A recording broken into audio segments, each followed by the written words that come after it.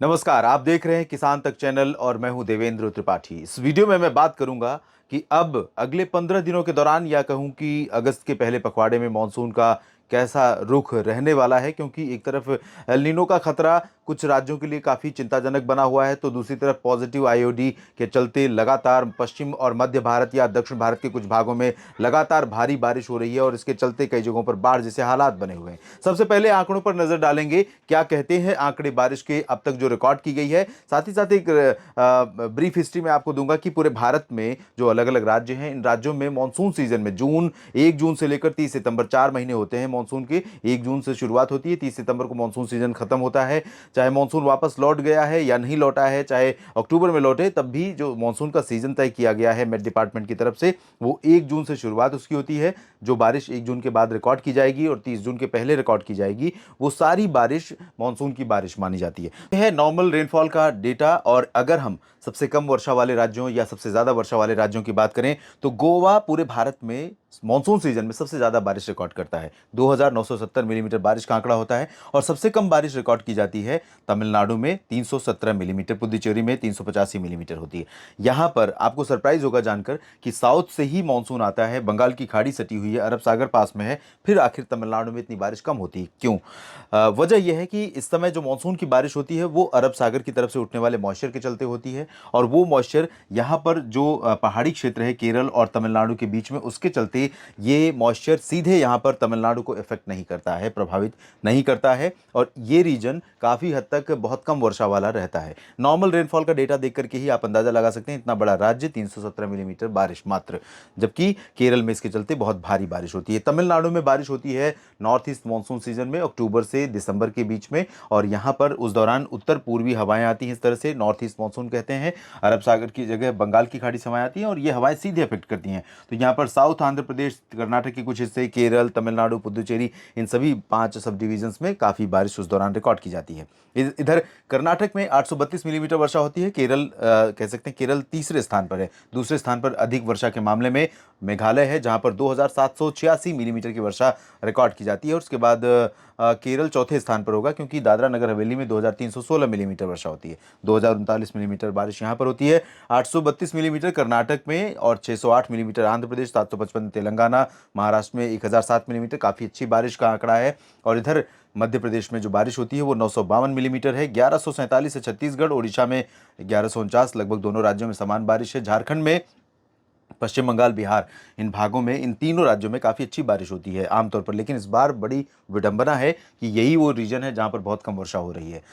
उत्तर प्रदेश में 846 मिलीमीटर बारिश होती है, राजस्थान में 419 और गुजरात में 657, दिल्ली में 636 मिलीमीटर, हरियाणा में 459, पंजाब में 491 और उत्तराखंड में 1229 मिलीमीटर बारिश, हिमाचल प्रदेश में 825 और जम्मू कश्मीर में 534 मिलीमीटर वर्षा रिकॉर्ड की जाती है। पूर्वोत्तर भारत के आंकड़े आप देख सकते हैं, 1768 अरुणाचल, 1329 नागालैंड, मणिपुर में 1404, 1708 मिजोरम में और त्रिपुरा में 1489 मिलीमीटर की वर्षा रिकॉर्ड की जाती है। ये तो रही बात 4 महीनों के मानसून सीजन के कुल बारिश के आंकड़ों की। और अब आपको बताता हूं कि 1 जून से लेकर के 28 जुलाई के बीच में कितनी वर्षा रिकॉर्ड की गई है पूरे भारत में। आमतौर पर अलग अलग राज्यों की बात करेंगे। यहां पर आप देख सकते हैं पूर्वी भारत के राज्यों में बिहार, पश्चिम बंगाल, झारखंड और मणिपुर, त्रिपुरा, मिजोरम, इन भागों में बारिश में काफी कमी रही है। ये लाल रंग इंडिकेशन है बारिश में कमी का। बिहार में इस बार सामान्य से 47% कम वर्षा रिकॉर्ड की गई है। लगभग 500 मिलीमीटर बारिश होनी थी, 250 के आसपास रिकॉर्ड की गई है।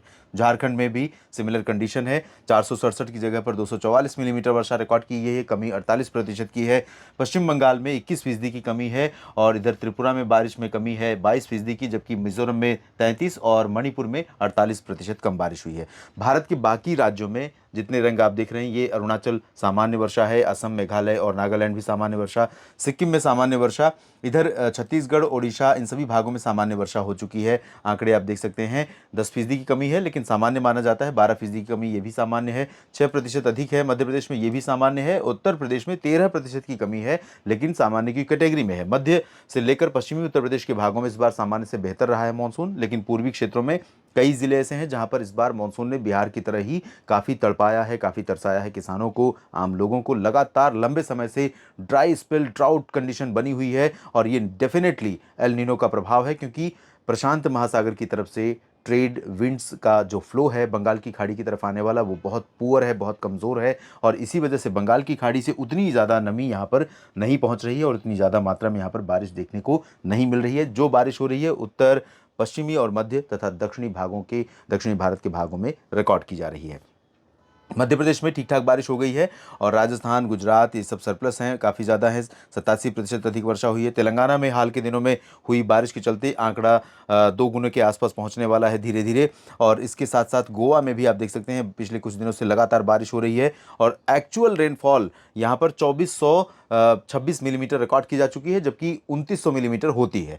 तो 500 मिलीमीटर मात्र रह गई है बारिश। अगर बारिश हो जाती तो पूरे मानसून सीजन की बारिश ये कवर कर जाएगा और आने वाले दिनों में बारिश होने की संभावना यहाँ पर बनी हुई है। इधर केरल में डेफिशिएंसी है 31% की, बाकी जगहों पर सामान्य बारिश हुई है। और अब मैं आपको दिखाता हूँ कि क्या कंडीशन मानसून की अगले 10 दिनों के दौरान रह सकती है, क्योंकि एल नीनो का जो प्रभाव है, अब चिंता यही होगी बिहार, उत्तर प्रदेश, झारखंड और पश्चिम बंगाल के क्षेत्रों में लोगों को कि क्या अब भी ऐसा रहेगा, यानी कि जुलाई जो लगभग बीत चुका है या बीत रहा है, आखिरी चरण में है, अगस्त की शुरुआत भी क्या इसी तरह की होगी। तो मैं आपको बता दूं कि अगले 10-12 दिनों का जो इंडिकेशन मिल रहा है, कम से कम या मैं कह सकता हूं पहले पखवाड़े का, अगस्त के महीने का, उस दौरान जो बंगाल की खाड़ी से उठने वाली नमी है उसका जो फ्लो है थोड़ा सा बढ़ने वाला है और इसी वजह से रेन बेल्ट पश्चिम से शिफ्ट हो रही है धीरे धीरे पूरब की तरफ। तो इससे अनुमान यह है कि मध्य भारत में तो बारिश की गतिविधियां लगातार जारी रहेंगी। ओडिशा हो, छत्तीसगढ़ हो, मध्य प्रदेश हो या महाराष्ट्र में विदर्भ और कोंकण, गोवा, गुजरात का पूर्वी रीजन, साथ ही साथ उत्तर प्रदेश के क्षेत्र हो, उत्तर प्रदेश में खासतौर पर मध्य से लेकर पश्चिम तक, और ये जो दिल्ली से लेकर उत्तराखंड से लेकर पूर्वी राजस्थान, हरियाणा का रीजन आप देख रहे हैं, इन भागों में भी बारिश की गतिविधियां होती रहेंगी। लेकिन यहाँ पर भी इतना निष्ठुरता इन दिनों में, आने वाले दिनों में मानसून नहीं दिखाएगा। थोड़ा सा मानसून की मेहरबानी पहले के मुकाबले या कह सकते हैं कि पिछले 15 दिनों के मुकाबले आगामी जो 15 दिन होंगे उस दौरान मानसून की थोड़ी मेहरबानी रहने वाली है इन रीजन्स पर। और इधर पूर्वोत्तर भारत में कई जगहों पर व्यापक वर्षा होगी, लेकिन साउथ में आप देख सकते हैं रायलसीमा में और तमिलनाडु में बारिश में कमी रहेगी। गुजरात और राजस्थान के पश्चिमी भागों में बहुत अच्छा मानसून परफॉर्मेंस या मानसून की रेंज नहीं होगी, लेकिन रूल आउट नहीं कर सकते कि ऑन एंड ऑफ बारिश होती रहे। लेकिन इंपॉर्टेंट ये है कि पश्चिम बंगाल, बिहार, झारखंड और पूर्वी उत्तर प्रदेश के क्षेत्रों में क्या मौसम का रुख, मानसून का मिजाज बदलेगा या नहीं, तो थोड़ा सा संकेत मिल रहे हैं पॉजिटिव के। और अगर पॉजिटिव सिग्नल्स जो मिल रहे हैं वो अगर एक्यूरेट होते हैं और जितने भी वेदर के पैरामीटर हैं वो परिवर्तित नहीं होते हैं, उनमें बदलाव नहीं होता है, कोई और मौसमी सिस्टम डेवलप होकर इस पैरामीटर को चेंज नहीं करता है, तो डेफिनेटली इन रीजन्स को इस 15 दिन के दौरान राहत मिल सकती है। किसानों के लिए बड़ी राहत की उम्मीद मैं कर रहा हूँ।